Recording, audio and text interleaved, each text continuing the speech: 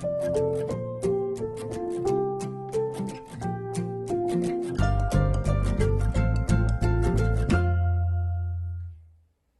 everybody, it's Emily, the Crazy Worm Lady. I'm here today with the Urban Worm Bag. This is our trash bag, Urban Worm Bag. And I did a little something the other day, and I was closing down some of my breeder bins, and I put in roughly 3 pounds of European night crawlers in here. Since there are already some European night crawlers in here, I added some more. So I'm interested to see how they're getting along, and I immediately am seeing fruit flies, and I'm not too pleased about that. We're gonna have to definitely address the bedding issue. You guys won't believe this, but our air conditioning is still not fixed, and the humidity is definitely causing issues with things hatching and mold and things like that that are just wreaking havoc. And you can see there's some flies in here. There's some of my little beetles. So it's really gross. I'm gonna have to put in some fruit fly traps. But I will say it's really not something to worry about if this happens to you.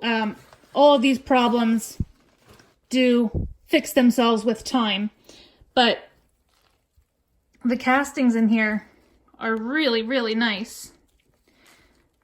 And I'm not seeing a ton of worms right at the surface, but as soon as I dig down, there are worms. And the castings, I mean, are just, these are finished. I mean, these are all finished castings. And here are some of those European night crawlers. It looks like they're hanging out down here. They're looking good. So it looks like they settled in just fine. But what I'll do today is, after I feed, I will put a really thick layer of bedding over the top. I'm going to do just some coconut coir because, again, this is our low maintenance bin. So we're not shredding paper. We're only using things we have around that we really don't have to do a whole lot with. But I mean, as far as I dig down, these are all perfect castings. The problem is it looks like probably some of these worms are burrowing down, most likely because they don't have much to eat. So if we can get them all feeding up on the surface, I can probably go about and do a harvest here soon, which will be really fun to see how that goes. So I'm going to kind of look down in this back corner, see if I can zoom in a little bit, because there's a lot of worm activity back here, it looks like. You can see some seeds. There must have been like bell pepper or something like that back there. But again, I'm seeing beetles. I'm seeing some fruit flies, although they all seem to have flown out, which is absolutely fantastic. Can't wait to deal with that. But the castings in here, this is exactly what you want your castings to look like. It may even be a hair on the dry side, to be honest, but just flaky like this. They're damp, but they flake apart. Is that a cocoon? Can't tell. I lost it. I thought it might have been a cocoon. I wouldn't be surprised if they're reproducing in here, but the castings are just getting really well worked over. So I definitely think in a week or two here, I can probably get a harvest out of these guys, no problem, which I could use. I've been giving a lot of castings away, especially since I'm not able to do as much gardening this year as I would have liked. So being able to give some away, make sure they're going to good use is nice. And my parents' garden's looking fantastic. They were having some problems, and so it's really cool to see the benefits. Oh, bugs give me the creeps.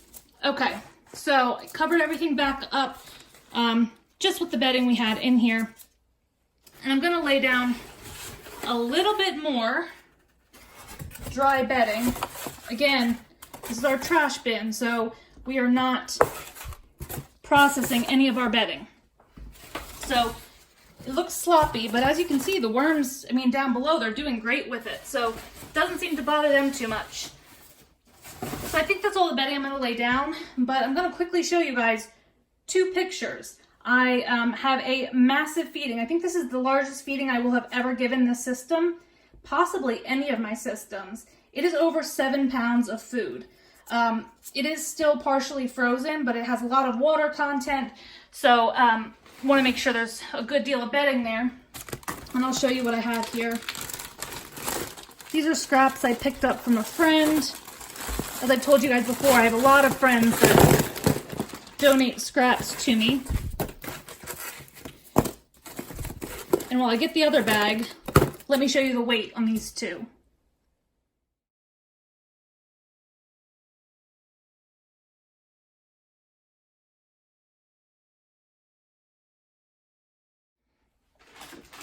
They're gonna go crazy for all of this melon.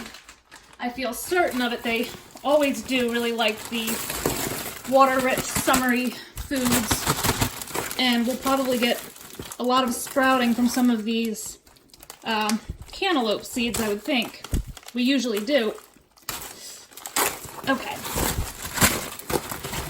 As I said, this is still very much frozen, so I'm going to break some of it apart because, as we know, when these water-rich foods break down all in one spot, there's the potential for all of the water to seep down in one area, and that can flood out your bin or bag, whatever system you're using.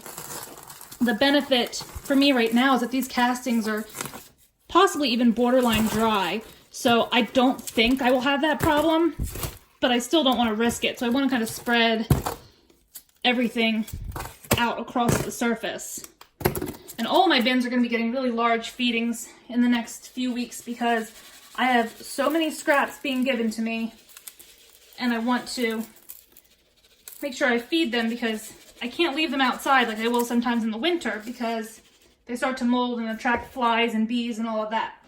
So I just added a good sprinkling of my dry mix. That's always linked below. I actually think I'm going to be making a video shortly in the next few days of my dry mix, what it is, what my ratios are. People ask me all the time. It's pretty much an eyeballed thing, but I figured I would show you guys anyway.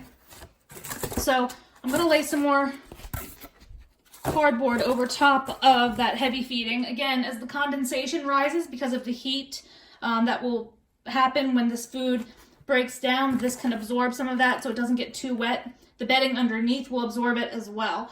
So that's really important. And the last thing I'm going to do is get some of my coconut coir that I have, and we will kind of top that, especially around the edges, to try to prevent our fruit flies from continuing to have fun mating in here and causing me a headache. So let me grab that. We will add that to the bin, and then we will call it a day.